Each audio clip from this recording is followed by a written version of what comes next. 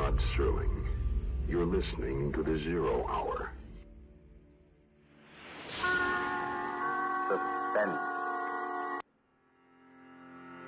I'm the Whistler. Yours truly, Johnny Dollar. Who is it? The Fat Man. Present The Man Called X. The Mysterious Traveler. Another journey into the realm of the strange and terrifying. I hope you will enjoy the trip, that it will thrill you a little and chill you a little. So settle back, get a good grip on your nerves. Where are we going? You'll find out when we get there.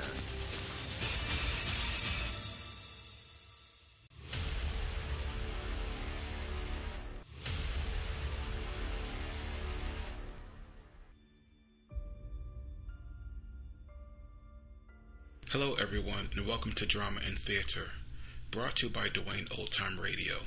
Drama and Theater features some of the best programs from the golden age of radio, including Escape, The Fat Man, Suspense, The Whistler, Zero Hour, Yours Truly, Johnny Dollar, and many, many more. Before we start today's drama, if you enjoy what I'm doing, let me ask you to subscribe to my channel. Subscribing is 100% free, and you will receive notifications on new posts. Lastly, if you have a moment, write a short 1 or 2 sentence review or give a rating on your preferred podcast service. A positive review or rating would help me out a lot. And now, on to the drama, and thank you for your support as always. Let's begin the new year. Happy New Year, everyone. Wish you all a happy, safe, and healthy 2025. Let's start with CBS Radio Mystery Theater. Death by Whose Hand? March 26, 1974. And then It's Simply Murder, March 27th, 1974.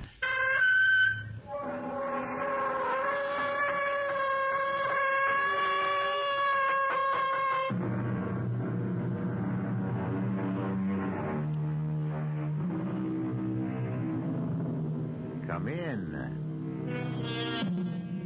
Welcome. I'm E.G. Marshall. Welcome to the terrifying world of your imagination. What would you say is the one single feature that distinguishes man from all his fellow creatures?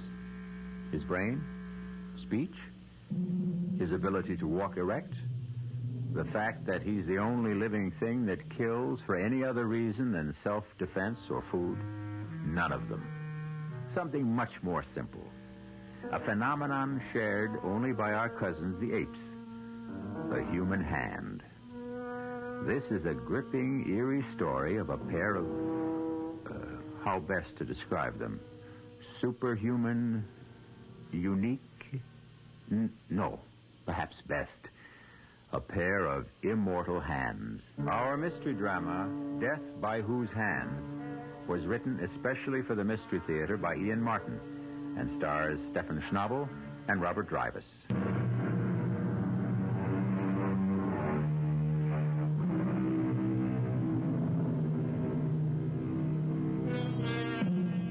In the beginning of the 19th century, no city in Europe shone more brightly or boasted a more resplendent culture than Vienna. City of dreams, of glittering balls, of royalty and nobility and beautiful women, but most of all, of music. Music to the Viennese was, and is, a religion, a faith, a passion. And passion is an insidious, destructive emotion which can lead to sinister and deadly results. You are listening at the moment to the hands of Rudy Baum on the piano in Vienna's great concert hall.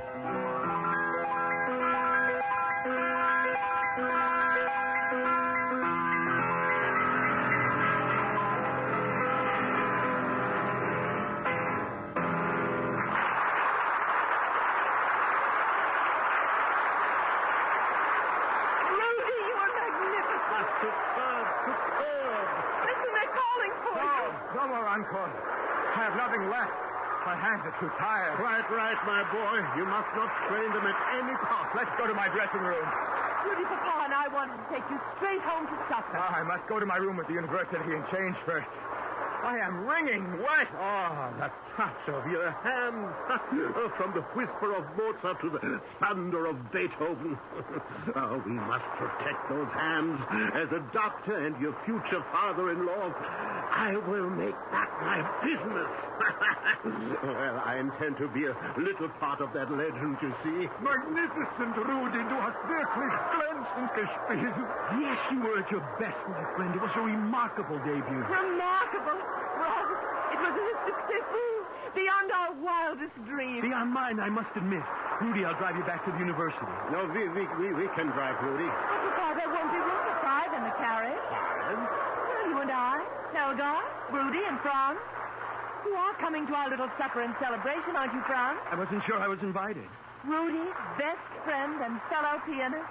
But of course. Can I accept? I'll go and fetch my hat and cape. Even I will go with you. There will be important people coming backstage. You won't mind waiting a while, huh? Helga and Franz? Natürlich nicht. We'll try not to be too long. You didn't answer the Herr Doctor, Franz. Did I have any other choice than to remain and cool my heels? I think, my friend, tonight your nose is a little out of joint. Why do you say that? Listen to them. Can you hope to match it at your debut? That remains to be seen. I think I'll wait outside. It's uncomfortably hot in here. Only for other pianists, I'm afraid, Franz Langemann.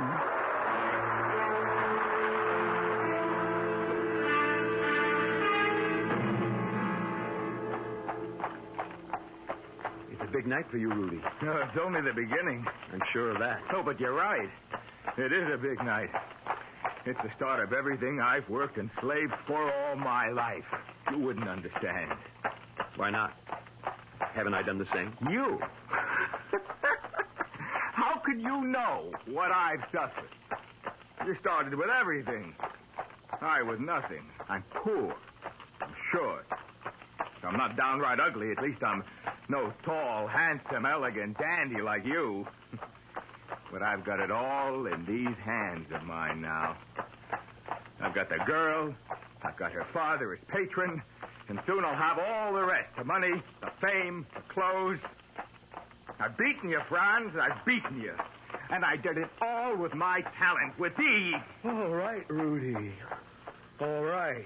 You've had a great success, but don't let it go to your head. You're not the only pianist in Vienna. Oh, yes, I am now. Well, some of your classmates still have to make their debuts. Who? Gelbach? No technique.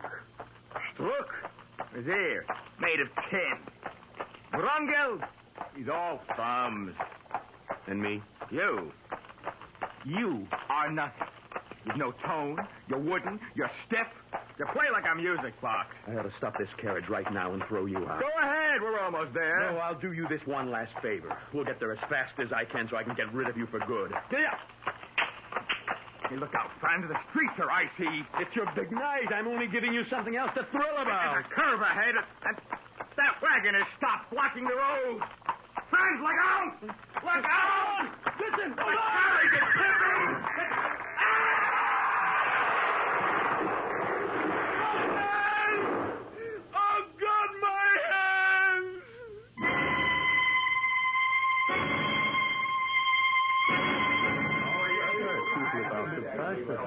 What on earth do you suppose is keeping Rudy so late?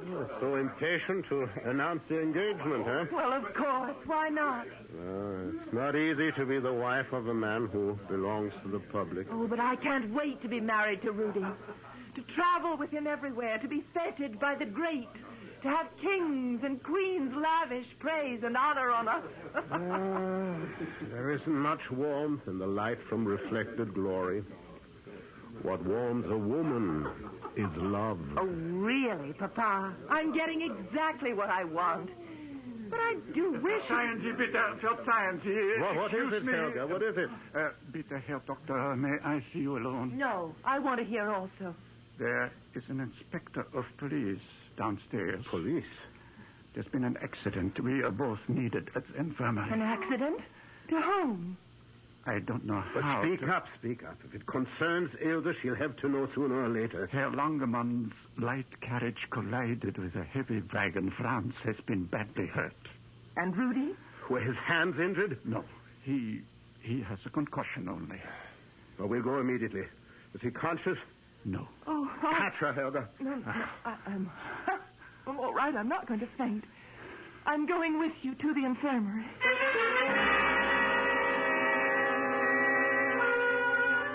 The hemorrhage is so massive. Brain destruction is irreversible. I'm surprised Rudy's still breathing. Oh, the music these hands made less than 3 hours ago. The music they could have continued to make. All vanished. Oh, what a loss. What an irreparable loss to the world. And to your daughter. Oh, yes, Ilse. I cannot face her now, Helga. Will you, old friend? Trust me. I'll take her home and sedate her. No. Give her something here before she leaves. The inspector can see her home. I need you here. As you wish. But she'll want to see Rudy. What do I tell her? Tell her. She must wait. Don't hold out any hope. And Franz? Well, I'm going to see him now. Tell Ilse he had some hand injuries. Say he's under sedation. And be sure that policeman takes Ilse home. He's asked all he needs to know.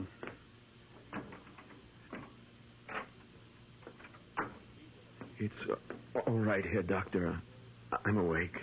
Yes, I see. How's Rudy? Rudy is asleep. Are you in pain? No, the morphine does that. I deserve it anyway. Why? It was my fault. He was so swelled with his success, he blurted out the truth. He's been using all of us. Me, you, Ilse.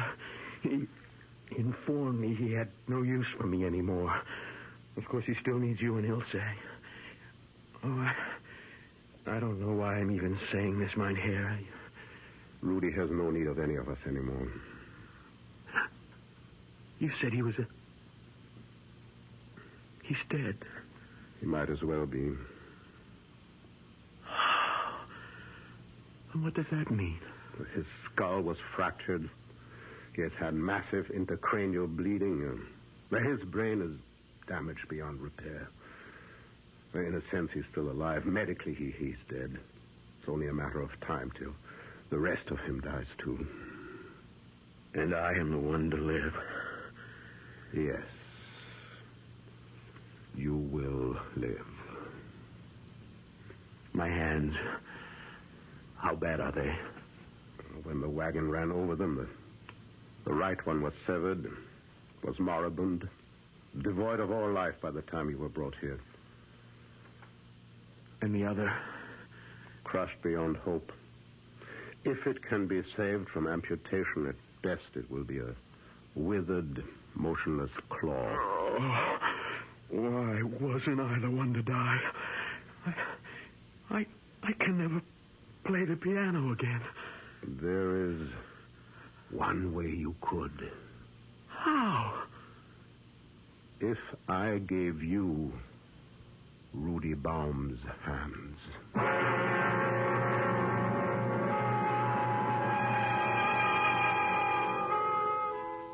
In stunned, incredulous shock, Franz stares up at the usually kind and humorous face of the Herr Dr. Herschel. Now it is stern and drained, the eyes boring down at the young man, gleaming with a strange fanaticism. What he is proposing is beyond belief, beyond possibility, beyond the laws of man and God.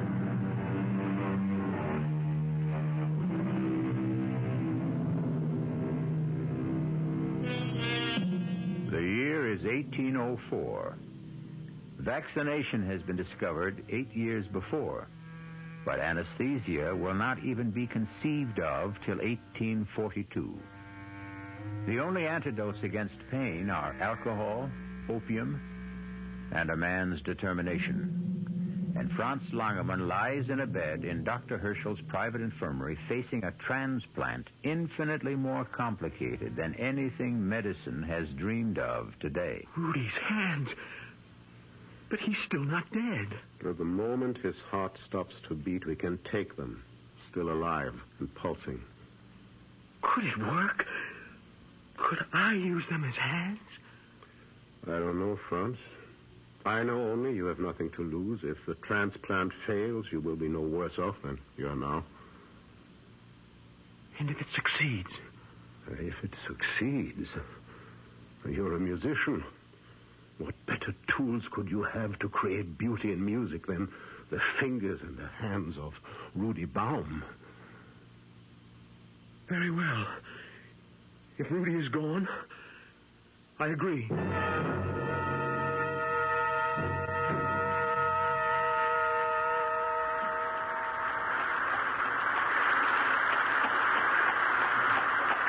Johann, put the horses away. I'll sleep till mid-afternoon. I won't need you before then.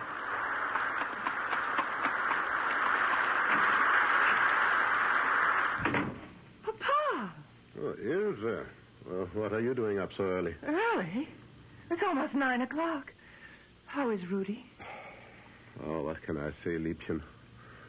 To make it easy for you. He's dead. I knew it. He's dead. Yes. Ilse, It's all right, Papa. When you were so long, I knew. And Franz? Franz is, well, he will live. He's fine. What about his hands? That's what kept me so long. Helga and I were operating on them. Well, will he have the use of them again? I hope a great deal more than that. He might even be able to play again? It's too soon to know anything. It'll take months. Oh, what's the difference? It won't be Rudy. Nobody ever will play like Rudy Baum again. Not in your lifetime, Papa. Or in mine. It would seem too much to hope for, would it not, meine Tochter? And yet, I am going to dare to hope.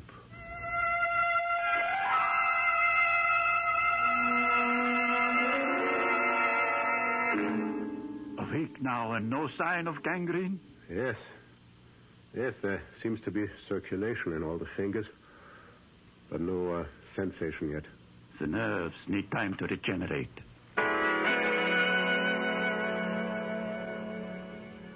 So, now, Franz, we are taking off some of the bandages to free the fingers. Yes, Doctor. Now, Franz, which hand am I touching? I don't know. I don't know. I have no hands. It isn't working. Patience. Well, we try something else. Move your right thumb. I can't. All right. Well, try the left. It moved. It moved. Oh. We make a beginning. Now we try the other fingers one by one. And as you see, today we take all the bandages off for good. These terrible scars. No, not terrible. Beautiful. Well, you will see within a year there will be thin white lines you can hardly detect. Besides, I made the grafts far enough back so that your linen will cover them at all times. Even when you play. You really expect that I will ever play the piano again? I hope with all my heart. Now we try the exercises again. Here, pick up the pencil. I can't. I can't feel the damn thing. The feeling will come. No, never. They work, they move, but they have no feeling. I tell you, it's all been for nothing. I'm wearing a dead man's hands.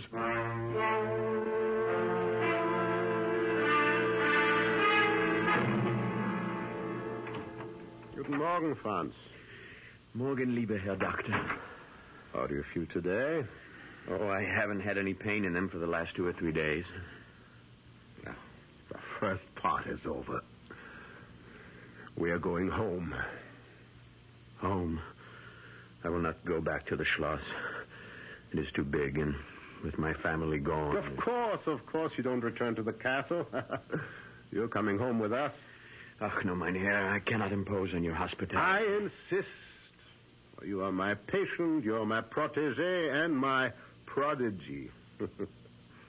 Besides, you still need care and supervision for your exercises. Yes, at home we will have a new teacher for you. Who? Ilse. Helga has been training her to assist with your rehabilitation.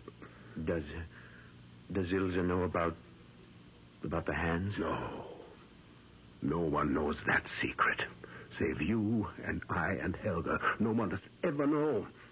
As far as the world is concerned, and you, Franz, these are your hands. You must think of them from now on, every moment, waking or sleeping, as your hands. Yours. But they are not. They are Rudy Baum's. Rudy Baum is dead. Come, let us go home. I have some special bandages that you will wear always. Now, come. Ilse is waiting to see you eagerly. Ilse? To see me? Well, I will tell you a secret, and then we shall never mention it again. I believe sincerely that it was not Rudy my daughter loved. She was just blinded and bewitched by his talent. I can be truthful when I say she mourns him no longer. Well, aren't you anxious to see her? Ilse? Yeah. Let's go home.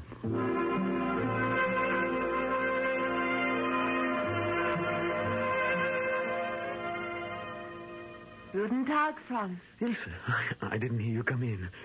Guten Tag. Where's Papa? He went back to the infirmary after lunch. Oh, I thought you and he were together. And now that I'm here, I must take up my duties. Will you come to the table? Are we to eat again? No. We're going to start your exercises. Oh. Your poor hands. Just think. That night, Papa never told me how badly they were injured. There's not a sign of a scar. Your father is a magician. No. I know he's prouder of his success with you than anything he's ever done. Do they still hurt? No. Even when I hold them? My hands are not what you heard, Ilse. It was my heart that was in your hands. Oh, that was a long time ago, Franz. It's over. Shall we start again, then? Us? Again? No, I meant the exercises.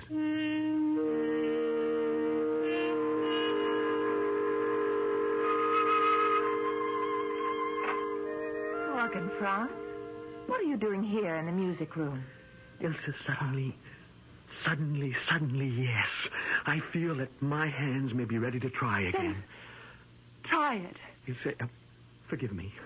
I know you will understand. I want to be alone in the house. I want no one to hear me until I'm ready. If that is what you wish, Liebling. Liebling? Oh, that was a slip of the tongue. I'll take it as that for now. But if will you help me in a plan I have? Ask me. Well, your father's birthday is 2 months away. I want to repay him for all he's done for me in a way beyond money. Let me have 4 hours a day. Alone. Here. No one but the servants in the house, and swear them to silence. Let the Herr Doctor think I'm taking my regular exercises to strengthen my hands. Instead, let me exercise them where they belong. On the keyboard. Oh, that's marvelous. If only... Only what? Oh, if only I could share it with you. No one can share this private agony.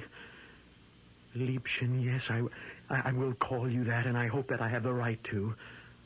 But I won't know for at least 2 months. Help me. In everything. Always. Ilse. Oh, darling. Darling. And that was not a slip of the tongue. I'll be out of the house in 10 minutes, and you can start to build your triumph alone.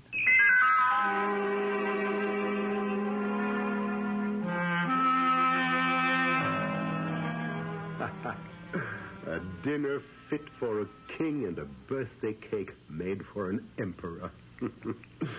I had forgotten it was my birthday, but then that's easy to do at my age. We'll have port and brandy and coffee in the music room. Music room? Why there? Now, don't ask questions, Papa. On a birthday, there are many surprises. There's one very special gift you haven't received yet. From France. Oh, I don't need any gift. This one, permit me to offer you. Ilse? Thank you, Franz. Lieber Doctor. Oh, danke schön. No, sit with me, Papa. Here on the sofa. Oh, this is all so mysterious. What are you up to? Shh, listen. Lieber Herr Dr. Herschel und mein Liebchen Ilse, this is a moment of terrifying truth. I am Lazarus, but am I surely risen from the dead? For all of us, music is a way of life. If it is still mine, then this is the best birthday gift I can offer either of you. In return for all you've done for me. Here it is.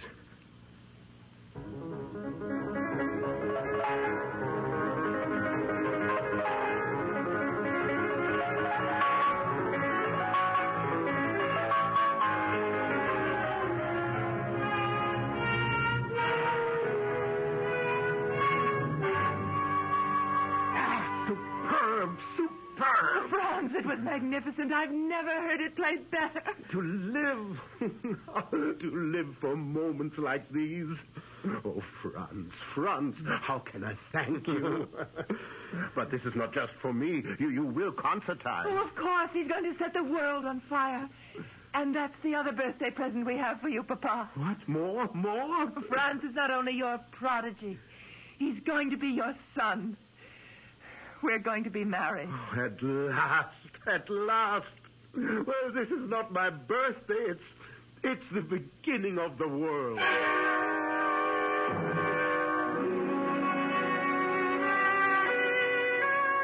Good night, Ilse. Must you go?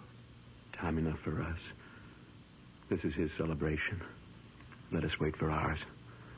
If I must. Don't tempt me. You were so wonderful tonight. The tone, your hands. All of me is yours. Then come. Come to bed.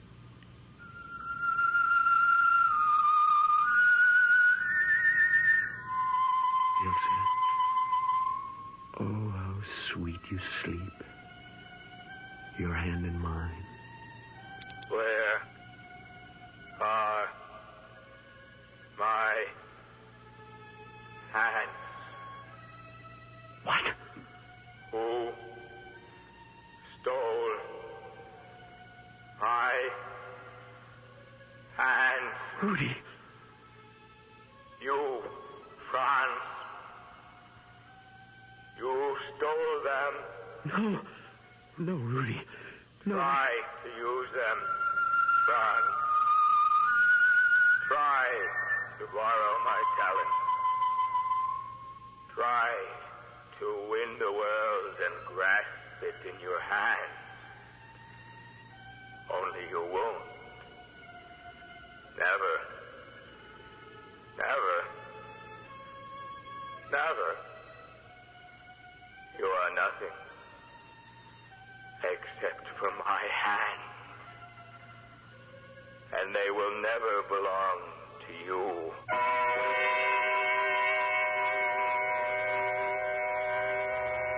Ilse, so sure of her future at last, turns lazily in her sleep. She has no intimation of the restless dreams that are torturing her intended husband. And neither of them is aware of the nervous tensing and extension of the hands that once were Rudy Baum's. Hands joined to the body of Franz Langermann.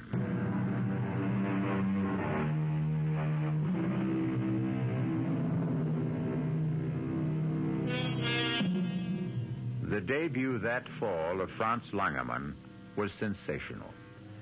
The public took him to their hearts, and the critics were unanimous in praise, projecting for him the brilliant future that had been denied Rudy Baum by his untimely death. So bright, indeed, were all Franz Langermann's prospects that he seemed to have banished the tortured dreams that haunted his sleep. Till the morning of his wedding day, he was standing before the pier glass, adjusting his white cravat, when... No. Don't turn around, Franz. You won't find me in the room. Here. In the mirror. Why are you here? What is it you want? Everything that was mine. Ilsa. My career. My hands. I cannot give any of it back. You will give me all of it back, Franz. All that is mine. Look how they buried me. 2 bleeding wrists. My hands torn from my arms. You might as well have opened my chest and ripped my heart from its moorings. But I will have my revenge. You're dead. Not till I am whole. I can never rest until I am whole. Stay back! Stay back! God help me! Franz? Franz, are you all right? Franz, what happened? I seem to have smashed the pier glass with a chair. But why? Here, Doctor, I cannot marry Ilsa. We will have to call the wedding off. Guests already arriving. Ilsa is dressed in her bridal gown. What's the matter, boy? Are you mad? More than a little, I'm afraid. I can guess perhaps what troubles you. Let us sit down together then and talk this over.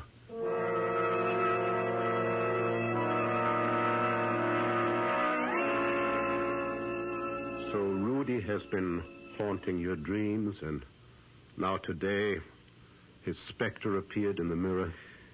Yes. And you feel that his uneasy spirit is doomed to haunt you, that his ghost will forever dog your footsteps? Yes. Certainly if I marry Ilsa. And I love her too much to put her through that, too. Franz, you are an exceptionally kind and sensitive man. Now, you've been through an agonizing and traumatic experience. You have been driving yourself, practicing long hours for your concert debut. You are exhausted physically and emotionally. The mind is simply playing you tricks. No, you don't understand. Rudy Baum was no friend of mine. You remember? I tried to tell you that night, the night of the accident. Oh, yeah, so you did, I recall. Rudy was my enemy. He resented me, hated me. The night of his triumph, when he had everything, he gloated over it. He threw it in my teeth. Well, then, that is it, Franz. Why should you have any remorse? You think it is only remorse that conjures up these visions? Of course. That and your oversensitive nature. And I can help there. I will give you some mild sedation for the days. And for the nights? If you need it. I should think Ilsa would be better than all my pills for that. What you need is her to take care of you.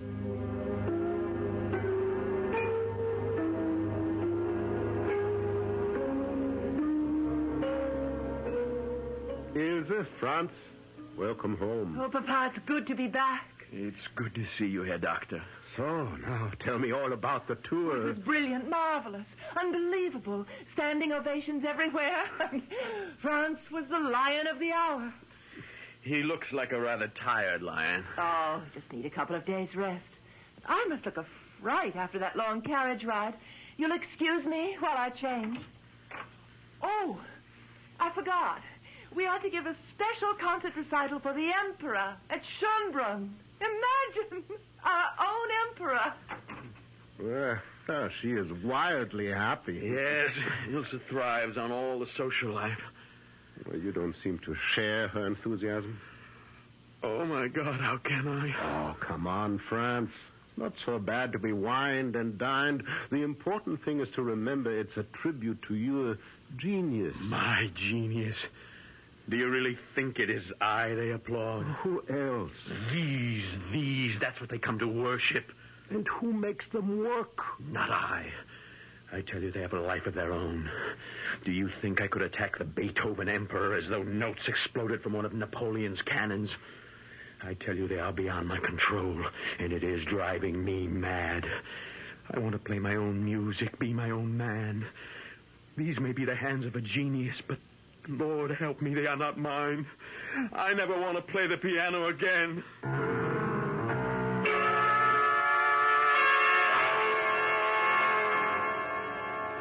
Franz? Yes, Ilse. What are you doing out of bed? Thinking. Well, must you sit by the window, come back to bed, and think with me? I'm afraid in bed with you, Ilse, I don't think very clearly. It's better when you don't think at all. That used to be a way out. No longer. What do you mean? Ilse, listen to me. I don't want to play again. Are you out of your mind? The king, the queen, Napoleon, and the Empress Josephine. Are they so important to you? Well, what are you trying to say? Are they more important to you than my peace of soul? Now, really, Franz, you should live to play. Why? Because it's expected of you. By whom? Well, by the nobility, royalty, everyone who hears your music. And you? Yes, and my father. Oh, no. Your father understands. And for the rest, there's always a new artist, a new interest. The truth is, isn't it, that I must keep on playing for you? Well, that isn't true. Then, if you love me, agree that my career is over. Would you love me still, just as Franz Langemann? You're being foolish, Liebling. This is just another temperamental display. Why should you stop playing? I won't allow you to. Won't you, Ilse? I think it's time we put things to a test. What are you doing? I want to show you something. I don't think I want to see it. At last you must. You see my arms? Why do you think I wear these bandages above my wrists? Well, you always said the scars were ugly and... Ugly? Let me show you the truth. Look at both arms. What? There's nothing there but a thin white line. On each arm, all the way around. See? Yes, but I thought... In the accident, Rudy's brain was injured fatally, but the rest of him was untouched. All of me was untouched, except my hands. They were completely destroyed. But if they were... Oh, no. Yes, Ilse. Oh, no. Yes, these are Rudy's hands, grafted to me miraculously by your surgeon father. No. These are what you love, aren't they? Not me. Even when they were still Rudy's, it was these hands and the fame and the notoriety and the acclaim that could win and really claim your love. The man behind them meant little except a means to an end. Oh, right. No, Franz... No, I give you one last choice, Ilse. Rudy can never play again, and promise you I never will. But you stay with me as my wife, and care for me and nourish me. Now I know you're mad, and I'll not waste my life on you. I forced myself to endure Rudy because I knew he could carry me with him to the top. I found you more endurable if you could give me the same. But if you turn your back on success and glory, don't ask me to do the same. You cannot love me for myself, only for these. With those hands, no matter whose, you can rule the world. Even though They destroy me. Oh, I don't know why I wasted my time on such a fool. Those hands are not for destruction. Even about your throat. Say you love me. Oh, stop being a child, son. Say you love me. At this moment, I despise you. Now, watch. What? What? With the new pier glass I brought today, you're going to knock it over. She fooled us both, Franz. Kill her. They're my hands. What are you looking at? Can't you see him? Rudy. In the mirror. You're mad. Franz, no. No. You said to use them. Rudy. They're not mine. Not mine. Yours.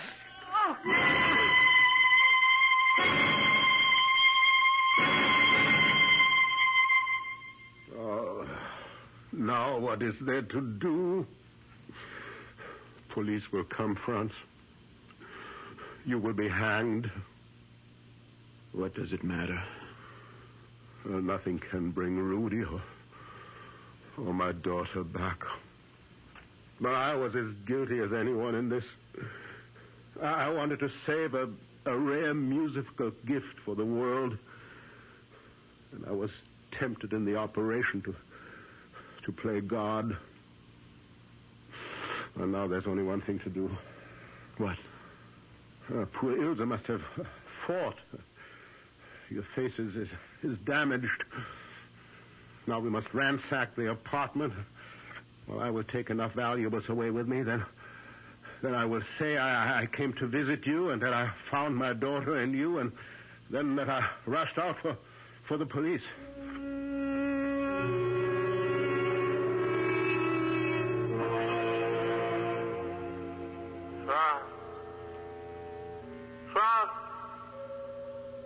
What is it? Look, in the glass. Rudy. Did you really think I'd let you escape? Do you really think I care anymore? Take my hand and put them around your throat. That's it. Now, let me do the rest.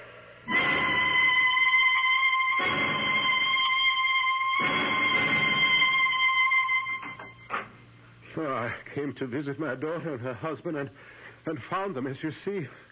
My daughter is dead. My son-in-law nearly rendered unconscious. I placed him on the bed, as you see, and came for you, Inspector. Murder and robbery, obviously. I don't know how much is missing. Certainly my daughter's jewels, some ivory pieces. I gave them as a wedding present. Your daughter is quite dead, strangled.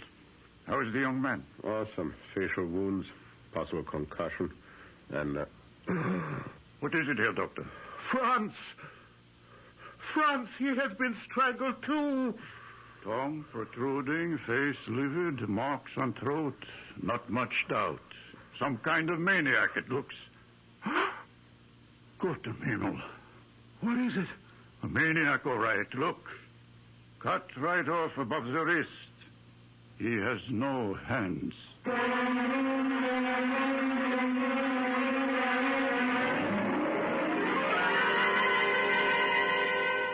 Now I wonder if anyone stopped to exhume Rudy Baum from his solitary grave. Would he prove to have hands or not? As it happened, no one did. And since Herr Dr. Herschel died quite suddenly from a heart attack during the solemn requiem mass for his daughter and his son-in-law, why should it have occurred to anyone to question this extraordinary tale further? One comment in closing. Man proposes, God disposes. There is never a time when man can take his work into his hand. No truer words have been spoken than in the Bible, Hosea 8, chapter 7. They have sown the wind, and they shall reap the whirlwind. Our cast included Robert Drivus, Stefan Schnabel, Marian Seldes, Ira Lewis, and Roger de Koven. The entire production was under the direction of Hyman Brown. This is E.G. Marshall inviting you to return to our Mystery Theater for another adventure in the macabre. Until next time, pleasant dreams.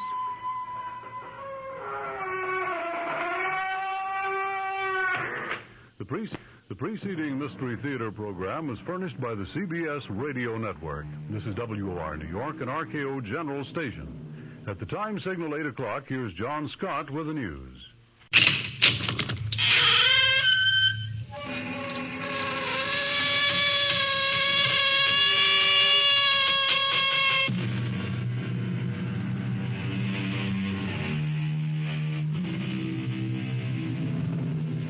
Come in.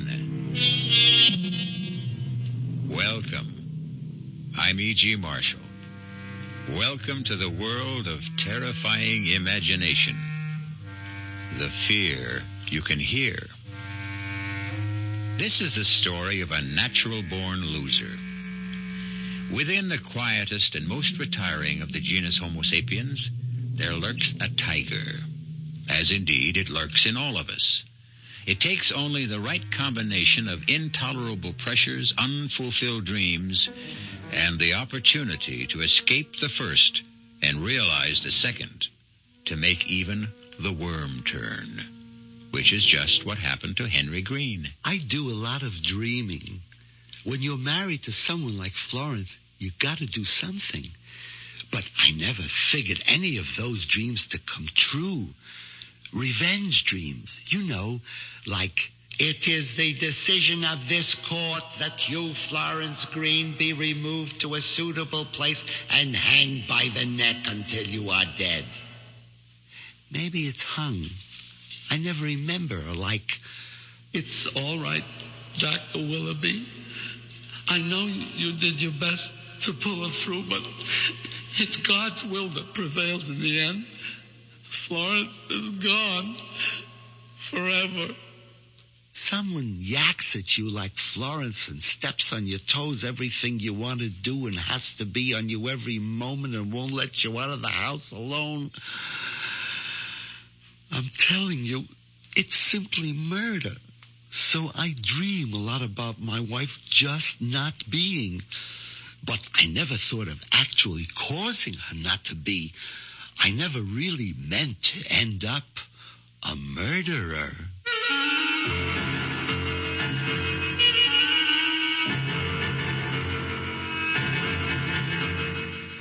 Our mystery drama, It's Simply Murder, was written especially for the Mystery Theater by Ian Martin and stars Jack Gilford. I'll be back shortly with Act One.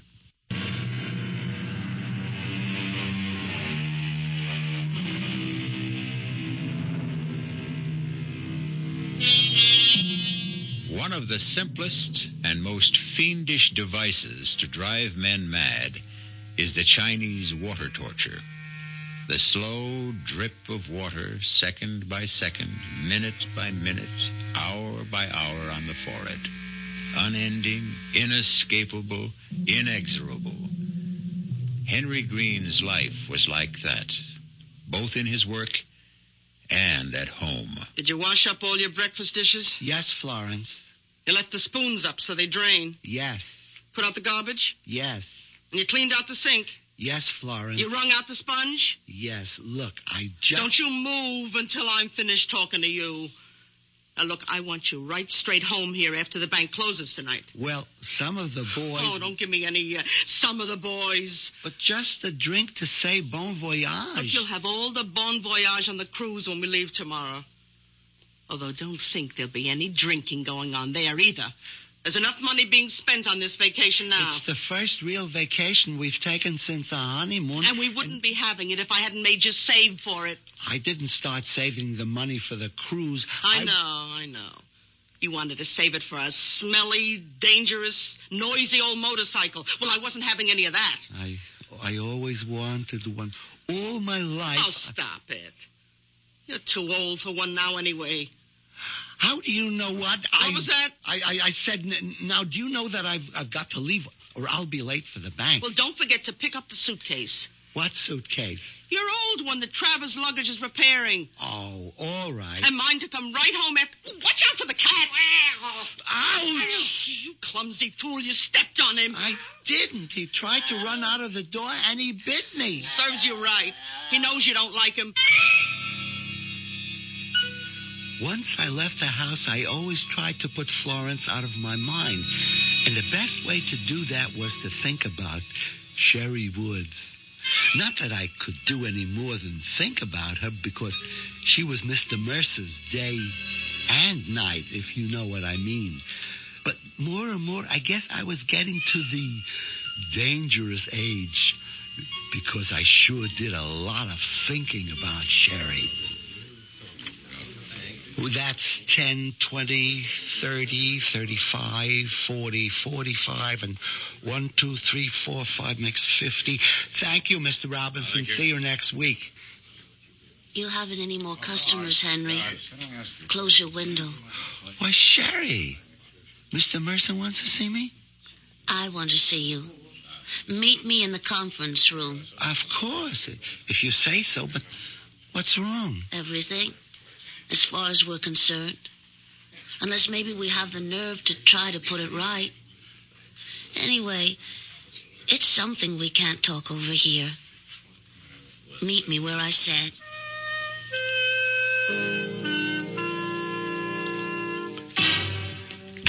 What kept you so long? Mr. Mercer, he stopped me. You still think I'm attractive? Well, Sherry, knowing how I felt for you all this time, you have to ask? Yeah, I want to be quite sure. Come here, Henry. Where? Here. Right close against me. Put your arms around me.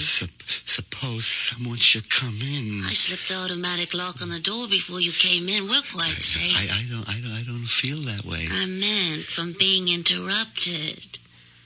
Now kiss me. Sherry, I'm a married man. Oh, don't tell me you don't want to. Sherry, you could make me do anything, but... Oh, make me do anything.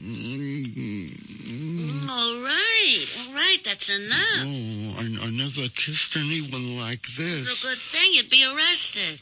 It'd be worth it. Let's do it again. Well, we could do it forever, if you wanted to. But I'm married. We could make a few changes. Henry, when you get back from your trip, are you still expected to be promoted? Well, Mr. Mercer has practically promised me. You forget Cy Mercer's promises. I ought to know how little they're worth. We, my darling, are out. My darling? Did you hear the other part? What do you mean, we're out? You know in your heart, you'll never be vice president. And I've been fired. He can't do that to you. Well, he already has. You mean Mr. Mercer has, changed his affections? I mean, that lousy, pot-bellied little two-timer has gone right off the deep end for Miss Fancy Pants. Gosh, Sherry, I am sorry. If there's anything I can do... Henry, love, there's plenty you can do to help. You and me are going to be rich. Together. You'd like that, wouldn't you? Look, I better get back to my cage. Is that where you think you belong? Well, I am head teller and... In a cage? Oh, you're a man, not a mouse. Now's the time for you to prove it. Grab the world by the tail. How'd you like to travel the world, live like royalty, never have to punch a time clock, get away from handling other people's money, have it be your own? Both of us. Just you and me. Us? But Sherry, I mean, even if there wasn't Florence, I don't have any money. She's got it all. Oh, then that settles it. I'm going to remake your life. How? Well, why don't we have lunch together, and I'll tell you. Where? The sandwich shop? No. Let's make it the Gourmet. At 12:30? But that's terribly expensive. Oh, Henry, love, that's the way you and me are going from here on in. If you go along with me. You know, I want to, but how? I'll tell you that. after the second martini.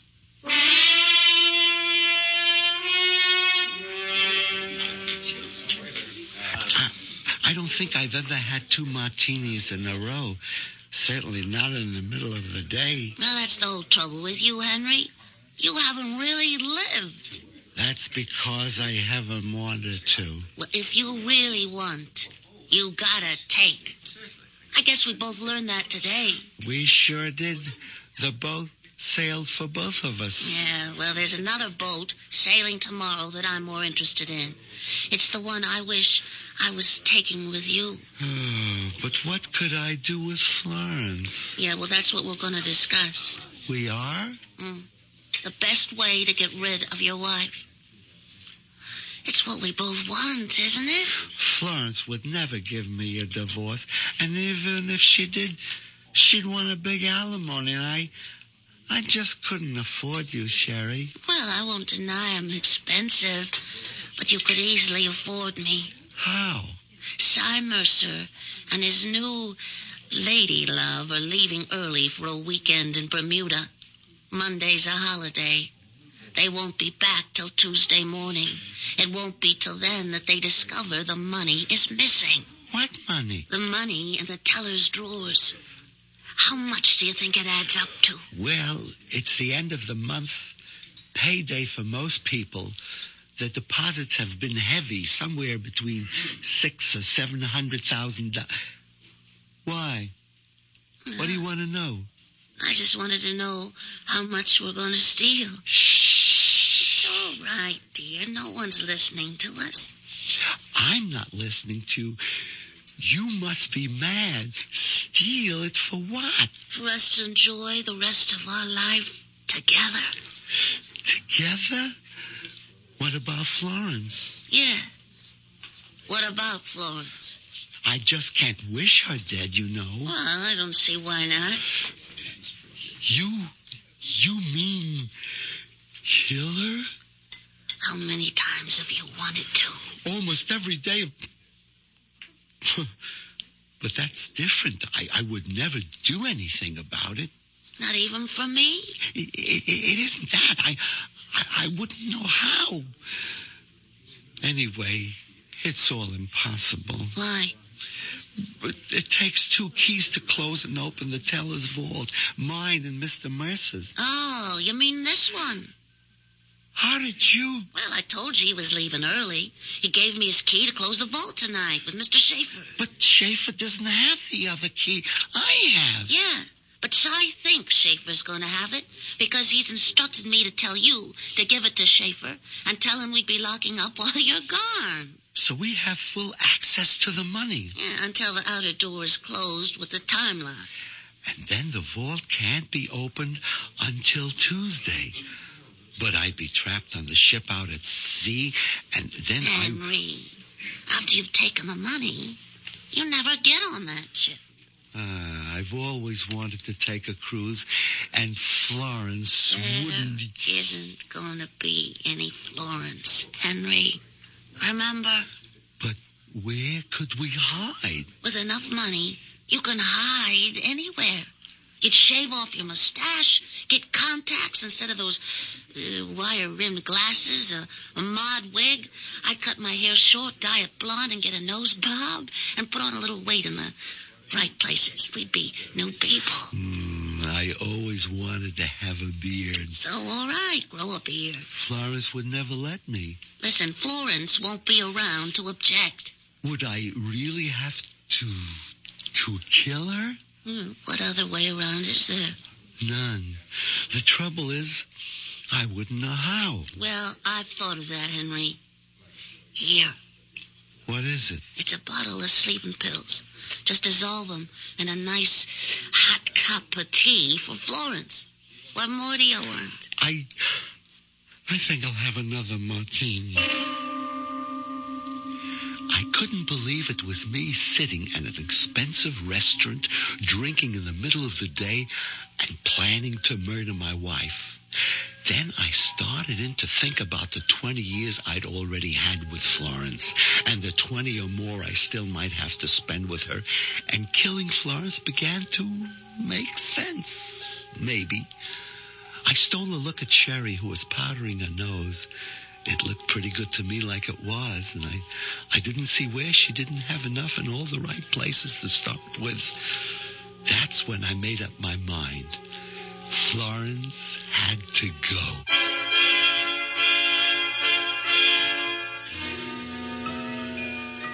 Henry Green, 5'9", 148 pounds, mouse-haired, mild, 45 years old, and safely mounted on a treadmill, running day by day to stand in the same place.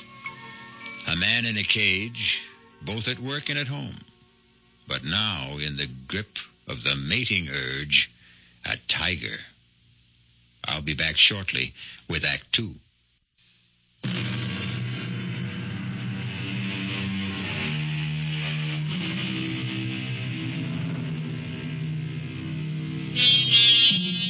There's one thing you can say for Henry Green. Once set loose, there's nothing small about his new way of life. Within one day, he is all set to break 3 of the major commandments, the 6th, 7th, and 8th, although not necessarily in that order. Murder and adultery will have to wait their turn. At the moment, he is occupied with the 8th, and grand larceny at that. All right, Sherry. That was the last teller. Is she gone? Yeah. All right. Let's open up. There. That's mine. Now yours. That does it.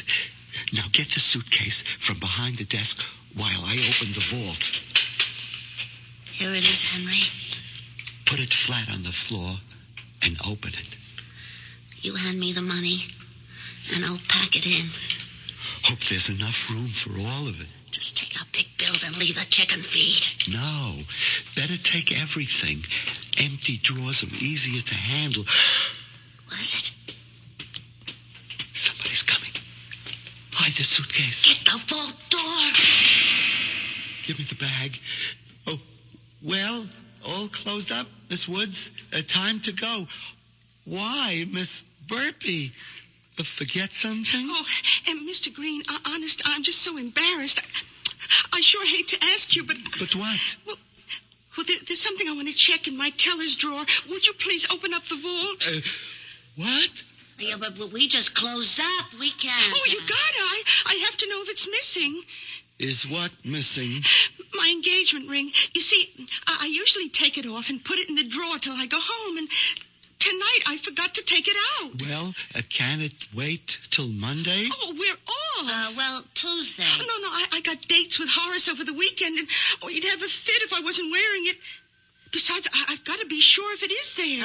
Well, maybe you put it in your handbag. Oh, no, I looked there first thing because... Oh, now I remember. Yeah, right here in my jacket pocket. Oh, gee, I'm sorry. Oh, that's all right. Well, I guess I'll be getting along home. Oh, sorry, I didn't see the suitcase. I was having the handle fixed before I packed it to go on my vacation. Oh, gosh, you don't have to explain to me. I didn't think you were robbing the bank or nothing. Well, I gotta run. Well, one of the other girls is waiting for me. Just let me make sure she's gone. And for God's sakes, let's pack up and get out of here.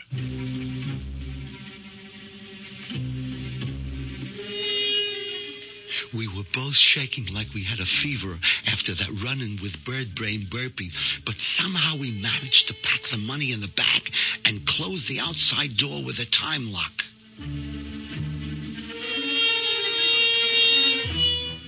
Going home in the cab, the tension was so bad I was tempted to take one of the sleeping pills myself to calm me down, but I resisted that. One crime leads to another. I was committed. If I lost my wits now, I stood to lose everything.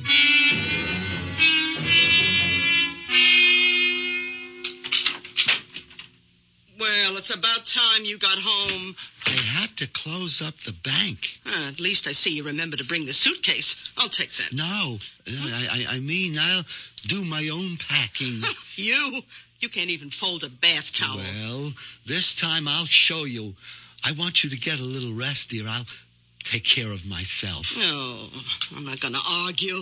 Go ahead. Throw everything in. Higgledy-piggledy. You've been drinking. Well, just a sort of party because... I hope you didn't get too giddy so you can't manage to take your dinner out of the oven. Where are you going? Over to Mama's to leave Pussy. She's going to take care of him till we get back. Oh, okay. Will you be long? I don't know. Why? I'm all packed. I have no problems. I just thought you might be tired, Florence, dear, and I want to get to bed early. I'm not even thinking about bed, and you'd better not either. We got a lot to do before tomorrow. But don't I know it, Florence? Don't you worry. I'll be awake.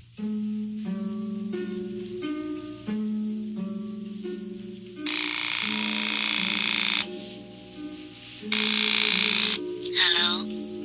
Sherry? Yeah? What's happened? Oh, nothing yet. I just had dinner. You mean to tell me you haven't got rid of Florence? Oh, yes. How? Well, she just took the cat over to leave at her mother's. Oh, you know that isn't what I meant. I know. It's just I'm... Sherry, I don't know. Henry Green, you listen to me. It's now or never. But I don't know how to... Look, you take those capsules, empty the powder from them into a cup or mug or whatever, and coax Florence into having a nice, relaxing drink before bed. What does she like? Chocolate, but... No buts, Henry. You can do it. Just put your mind to it and I'm finish just sorry I ever started it. Oh, Henry, when you know you're going to end up with me. Oh, okay, Sherry. You can trust me.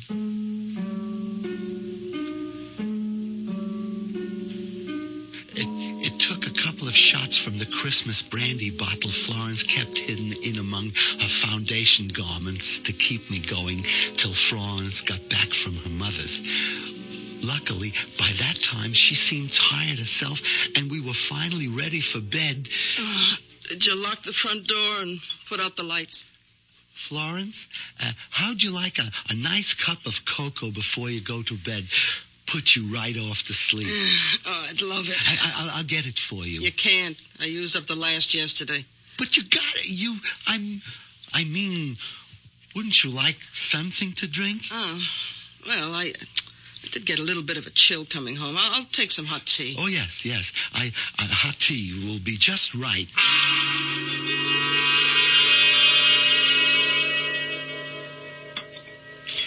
Here's your tea, Florence. Now drink it up. In a minute, when I have my hair up. Meanwhile, I have a list of things for you to do. Me? Yes. I want you to put out the garbage, check all the outside door locks, bleed the hot water tank and make sure there's no rust, oil the garage doors, replace that burned-out bulb on the basement stairs. Well, here, it's all listed. But this'll take hours. Just do as I say. Okay, most of this wait till we get back? No. Why not? I'll tell you when you're finished. Now, on you go. Oh, don't look so pouty. It's something to keep you busy till I'm ready to go to sleep. Yeah. Okay, Florence. Good idea. Something to keep me busy till... Goodbye, Florence. What'd you say? Nothing. Just goodbye.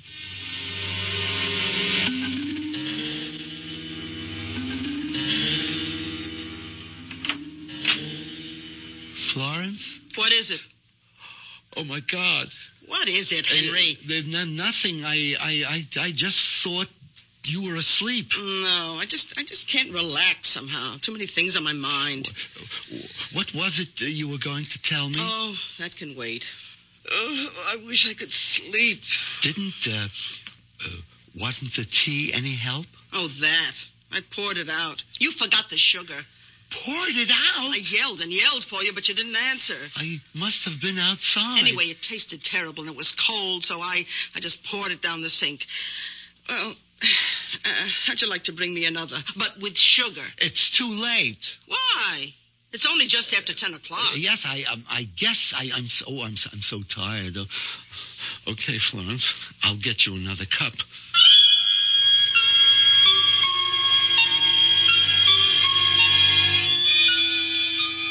And you used all of the capsules? Yes.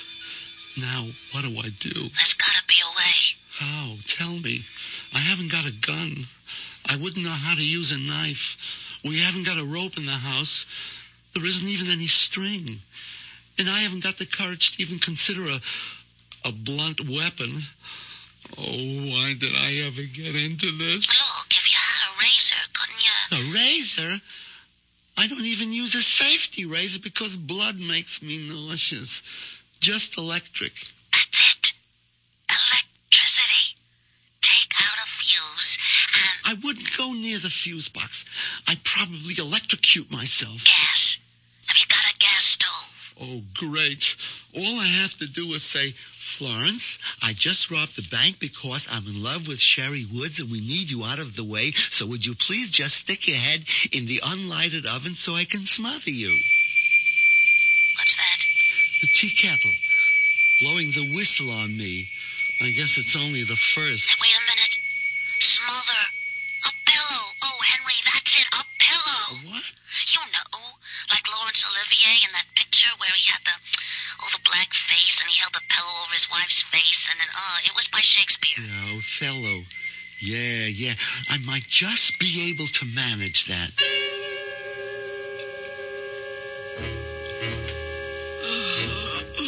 The tea was too weak, but at least it had sugar. Henry, what are you doing standing there with that pillow? Oh, nothing. Just waiting to come to bed. Well, turn out the light, for heaven's sake. I'm almost asleep. Henry! Yeah, sure. Henry, what are you doing with the pillow? Come on, it's late. Who's that? I don't know. Turn on the light so I can answer it. I don't know what's wrong with you. You had that pillow right over my face. Hello? Oh, Mama. Yeah, what's the matter? Oh, just a minute. Henry, will you get that pillow out of the way so I can talk to my mother? Yeah. Oh, yeah, Mama. Yeah. Oh, Pussy wouldn't take his milk. Well, I can't understand. Oh, Mama, I forgot to tell you. Put a teaspoon of sugar in it. Yeah, I mean, he's used to it. Oh, no, Mama, you're not interrupting anything. I got all the time in the world. Oh, well, yes, he doesn't like his litter basket in the bathroom, unless there's a rug. I lay there listening to the voice droning on and on, the pillow in my hands, waiting for the moment that never came. 3 martinis, 2 brandies caught up with me, and the next thing I knew...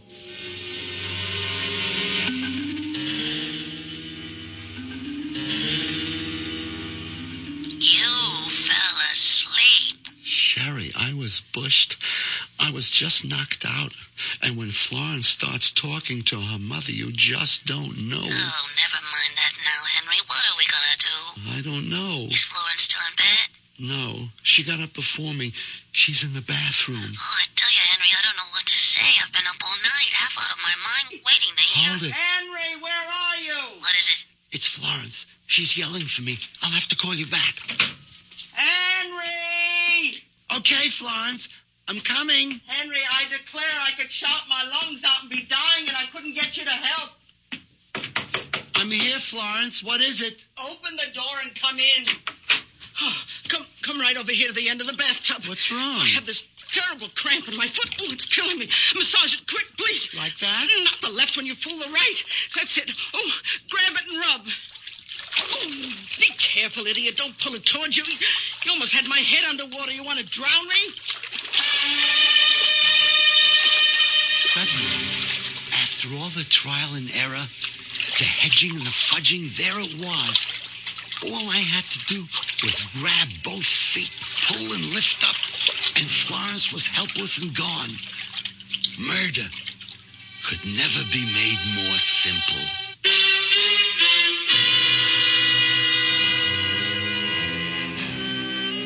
The moment of truth at last. Does Henry have the courage to go through with it? And if he does, can Sherry and he get away with larceny and murder? And having broken the 6th and 8th commandments, will the 7th be worth it all?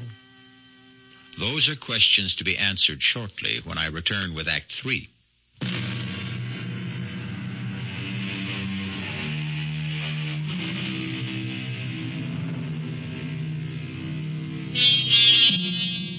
I don't suppose you'd ever want to try it, but in case you do, if your bathtub has an open end, coax any obliging friend to lie in it. Seize him or her by the ankles. Repeat Henry's actions, and they are helpless, even if they are not obliging, and no matter how strong they are. If there's water in the tub, of course, they would drown. That would be surely up to you, as it is this moment up to Henry. How long I stood there frozen, unable to move, scarcely able to breathe. After I took the action, I'll never know. I suppose Florence must have thrashed and twisted. There must have been a sound of choking and bubbling as her head stayed beneath the water. I'll never know. I don't remember. All I do remember is what brought me out of my trance. Who's that? Doorbell. Who? Must be Sherry. Yeah, Sherry, you gotta answer.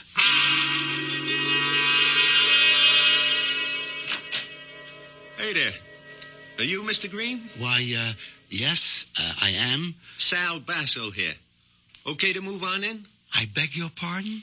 Well, didn't the missus tell you about me? Why, I don't, who? I'm your new tenant. Short term, you know? Just while you're off on a cruise.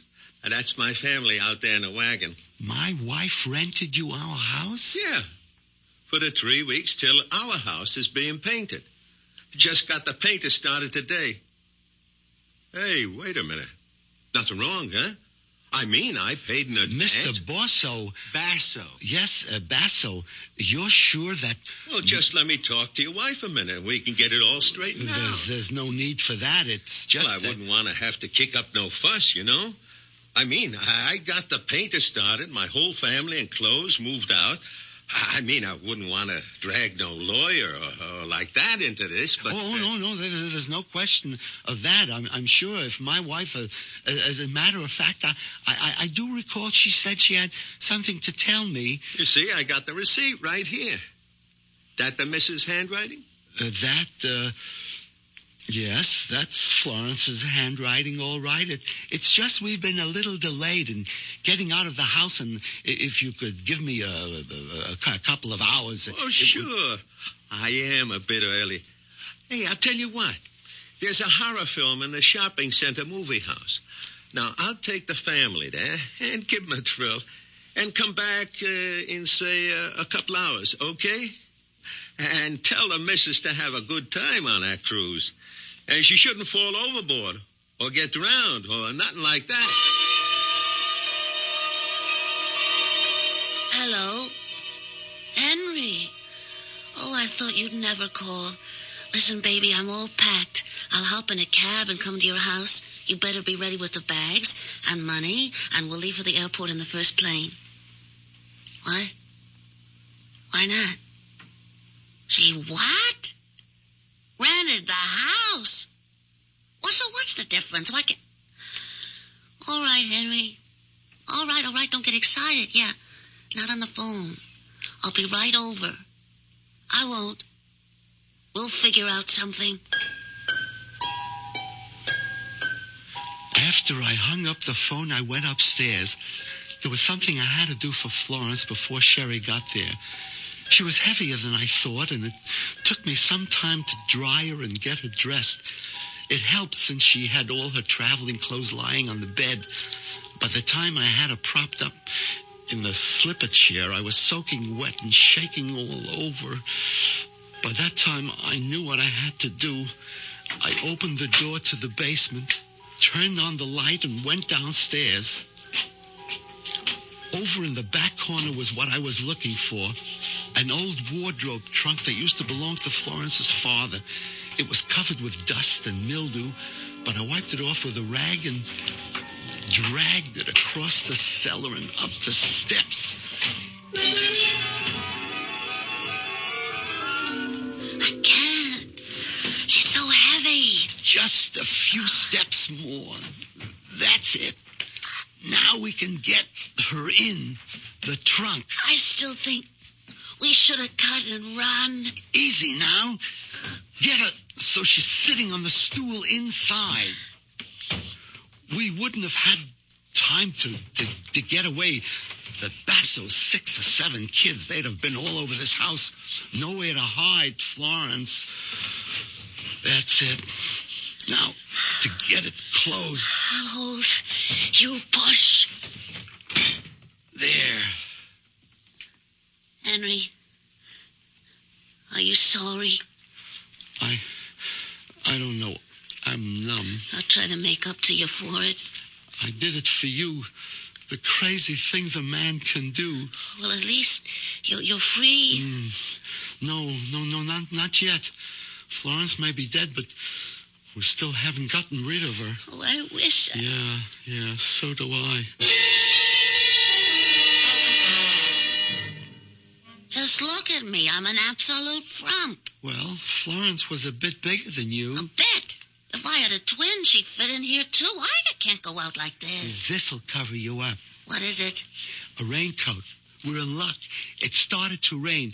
You can pull the hood over your head, and you look just like Florence. Thanks a lot. Do we have to go through all this, Henry? The neighbors might be looking out, and someone has got to get on the boat with me. They've got to think that Florence came aboard so she can fall overboard tonight. And then I sneak off in my own clothes before the ship sails. I wish I could have you with me, but I can't. Oh, that's all right, Henry. I'll try to bear up. There were just too many other things to think of just then. The first, getting a cab. The second, getting it loaded and away before Mr. Basso and his family returned from the horror movie. I envied him. He was just watching one. I was living it. Okay, Mike. Now ready. Lift, eh? Easy. Try to keep her upright. Who? The trunk. Oh, what's the diff? You got a body in there? A what? I'm just giving you a rip. Feels heavy enough for one. That suit you? Yeah, sure. Yes. Fine. You got to be some kind of a nut to think you got to get some old trunk like that on any of today's cabs. Them trucks went out with Jimmy Walker. I'm just lucky you were nice enough to help out. For 50 green ones, Mac, remember? Oh, sure. Here. Okay, climb in. I have to make sure my wife will follow in the taxi. Well, I'm sorry, I ain't got no room in the truck for 3. I'll be right back. I ain't going nowheres without you. Well, we're all set, Sherry. You trail us to the pier. Here, I'll take the suitcase. It's all right. Might as well leave it with me. Goodbye, Henry. Well, goodbye for now. Anyway. Jouncing along in that miserable little pickup truck, that last goodbye seemed somehow so final. Could Sherry possibly... But I put that out of my mind as I told myself that everything was working out for the best. Just a few more hours and we'd be home free. What's the holdup? Search me. This is the line for the pier.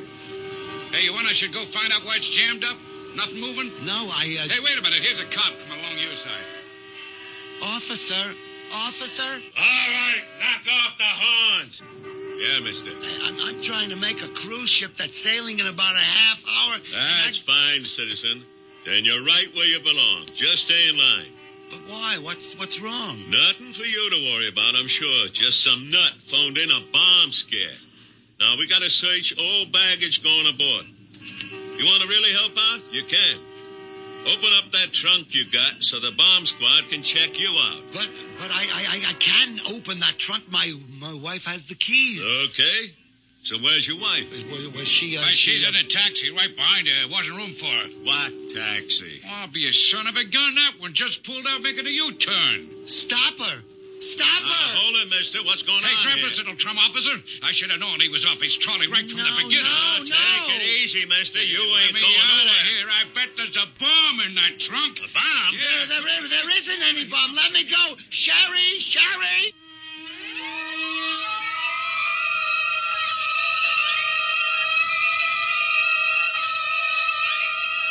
Sherry! Sherry! Henry, wake up. What? Where?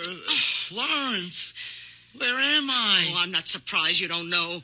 Stumbling in drunk last night and waking up the first day of your vacation still calling for a drink. A drink? Well, you're not getting any. I hope you have a hangover big enough to make yourself properly ashamed of. Now, you get up out of bed and pull yourself together. Oh, yes, Florence. Oh, my head. Oh, ouch. Oh, what's that? Your suitcase. Right where you insisted on putting it last night, right next to the bed. You didn't open it? I did after you fell in the door with it when you brought it home, and I packed it for you. Now, you'll be on your feet and ready to go by the time I'm out of my bath. My mind was reeling and splitting in two at the same time. I kneeled on the floor and opened the suitcase. It contained nothing but clothes. No money, just clothes. With a shaking hand, one ear on the rushing bath water, and an eye on the bathroom door, I dialed Sherry's number.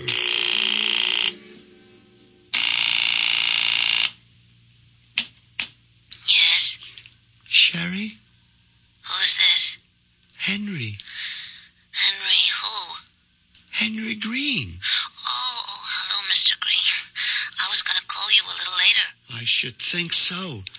What happened yesterday? Oh, I wouldn't worry too much about anything. You were kind of cute, really, when you left the party, if a bit wobbly. Party? What party? Well, the party that Mr. Mercer gave when you were named vice president. I was named vice president? You don't remember much, do you? You even went off with a vault key you were supposed to give to Mr. Schaefer. I have to arrange for you to get it to him today before you leave on the cruise. Sherry, Miss Woods, did we have lunch together yesterday? Why, no. I didn't have 3 martinis with you? Well, not at lunch. At the party. Well, I don't know how many you had, but you were pretty looped. I called you home last night, and your wife said you'd gone straight to bed without any dinner.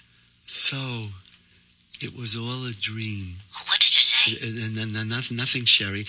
I just wish I'd been able to kiss you goodbye. I sit here hunched like a mouse, remembering the dream and facing the reality. And I wonder which is the real nightmare. I suppose I should be grateful it was only a dream. But on the other hand... Henry! Henry! Come in here right away! I have a cramp in my foot!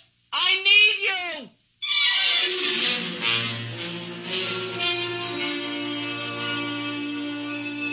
Henry Green, paper tiger, as it turns out. Grand larcener, first-degree murderer, rapacious adulterer thirsting after a young woman's flesh, but all and only in the mind. And surely to have to go on living with someone like Florence is punishment enough to fit the crime. I'll be back shortly.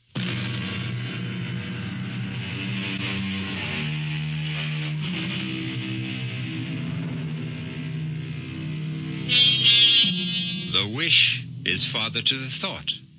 The thought is father to the deed. Henry Green only got 2/3 of the way along that path. Even in dreams, he never managed to break the 7th commandment. Poor Henry. But, as I said in the beginning, this was the story of a natural-born loser. Our cast included Jack Gilford, Marian Hailey, Bryna Raeburn, Dan Ocko, Ian Martin. The entire production was under the direction of Hyman Brown. This is E.G. Marshall inviting you to return to our Mystery Theater for another adventure in the macabre. Until next time, pleasant dreams.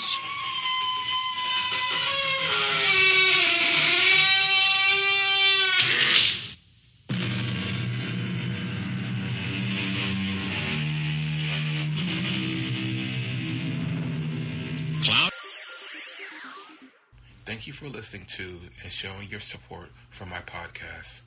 If you would like to receive notifications of when new episodes are posted, please subscribe to my channel.